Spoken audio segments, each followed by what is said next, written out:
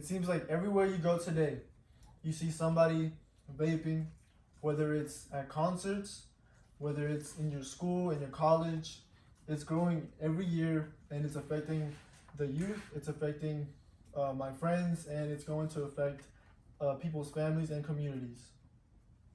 Vaping is is a controversial topic, and you have people saying it's good for you, and people saying on the contrary, like it's bad for you, and it's affecting your health. It can affect the youth, and it has potential benefits, but it has risks as well. As someone who's researched about this topic this past week, researching the health trends extensively, I will present to you my unbiased opinion and view on the impact of what this topic is, which is vaping. And some of the articles that I've researched this past week are articles and professionals I've researched, such as Hopkins Medicine, Julia Malik, Vaping 360, and the Truth Initiative. These professionals and articles have given me the information to give you the most accurate and most unbiased opinion with the statistics to give you about your opinion and what it is of what vaping is. So today we will explore the appeal, the risks, and the benefits. To start off, my experience with vaping in high school bathrooms, when I would go to the bathrooms after lunch, I would always see a group of people, students, and they would always pull out their vaping pens as a group of friends and thinking that it was a cool thing to do. But in my opinion, I really didn't engage in that activity. In middle schoolers nowadays, starting at the ages of 13 and up to 16, you see middle schoolers engage and start vaping and smoking, and that really is a bad influence in our society, and it causes long-term effects in their health. I have personal friends who vape. I have personal locker room as well. In the locker rooms, when I played sports, I would always have some classmates always engage in vaping after practice or maybe before practice, and that did kind of affect how they performed in the field. When I played soccer, how they affected them in their skills as well. So to start off again, we're going to talk about the vaping appeal, what it is, why is it appealing, and the marketing tactics used. So what is vaping? In entirety, vaping is an e-cigarette.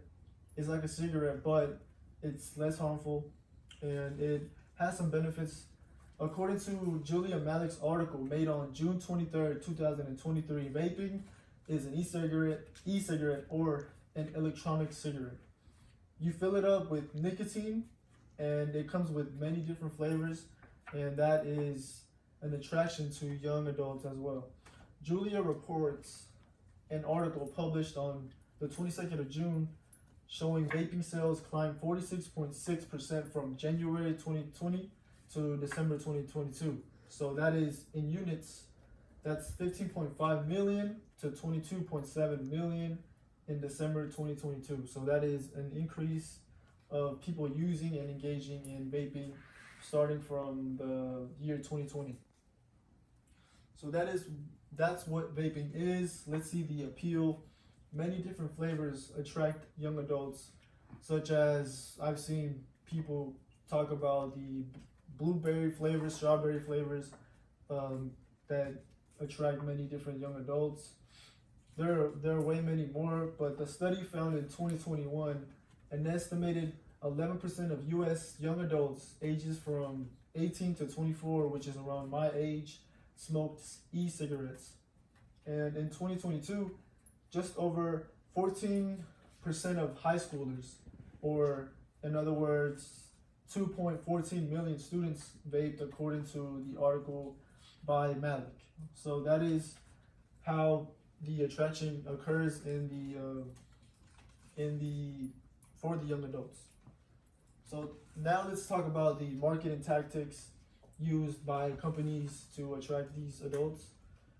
Truth Initiative exposes marketing tactics in vaping companies. Truth Initiative is a vaping article, and they talk about they expose a lot about what the companies do. So according to TI's or Truth Initiative article on August 8th, 2018, Juul is a popular vaping company using social media such as Twitter, Instagram, YouTube to promote vaping using appeals such as vaping being cool, vaping is a fun thing to do, it's relaxing, and it has a sex appeal, according to the article by TI. So another statistic is, according to TI, Juul has spent over $1 million to promote and market the vaping product on the internet. So there's a lot of tactics being used to attract this vaping product. And let's talk about the benefits. Not really benefits, but it has long-term consequences. So, but it does have some benefits. So, such as it helps smokers quit, and it's less harmful than regular traditional cigarettes, and there are many different flavors. Let's talk about the benefits of vaping. So, it helps smokers quit. According to Vaping 360, vaping is safer than smoking. PHE, or Public Health England, says vaping is 95% less harmful because there is no combustion, no smoke, and smoke is what creates tar and carbon monoxide that leads to most long-term health damage. But on the bright side, it has a better taste and there's a better odor to it, so there's no secondhand smoking to your family or friends if you do smoke. It's less damage to your lungs and your heart, your respiratory system, and some people say you can actually customize it as well. Let's talk about the health risks, such as your respiratory issues, your nicotine addiction, and the overall youth epidemic. So the risks of vaping, the consequences. According to the Dr. Joseph Blaha explains in his article that vaping is less harmful, but it's still not safe. The CDC confirmed 2,807 cases of e-cigarette, lung injuries, and 68 deaths to that condition. So there have been many casualties to this product. Now, nicotine addiction. Nicotine is very addictive. According to Blaha, nicotine is as addictive to heroin and cocaine. It's very easy to get hooked. It's very accessible, buying them in vape shops and buying through somebody that you know. So a middle schooler can easily buy a vape pen through somebody older than them, and they could easily start vaping in that regard. So it's very accessible, and you have long-term respiratory and heart issues in the future. According to 2021 National Youth Tobacco Survey, more than 2 million U.S. middle and high school students reported using cigarettes in 2021. So there are consequences to it, and it's just a matter of if you choose to do it or if you don't want to do it.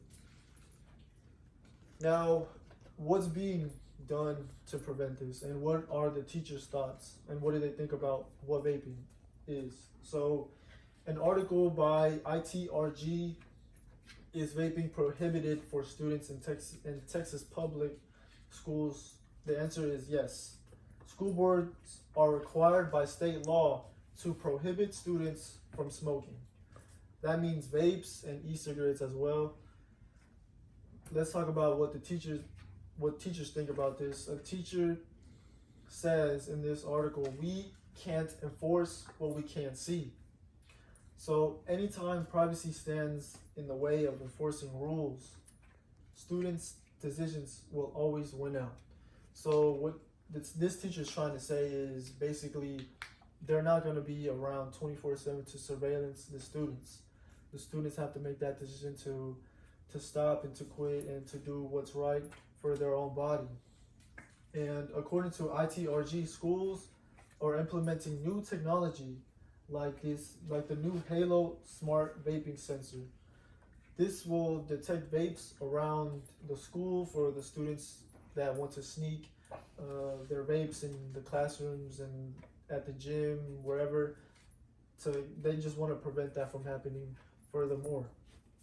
Now, we've discussed the appeal, we've discussed the potential benefits, and we've discussed the health risks and the regulations. Even though vaping is seen as a healthier option, it still has some consequences, especially to the youth. By promoting evidence-based policies, conducting further research, and raising public awareness, we can better understand and manage the impact of vaping as individuals and society as a whole.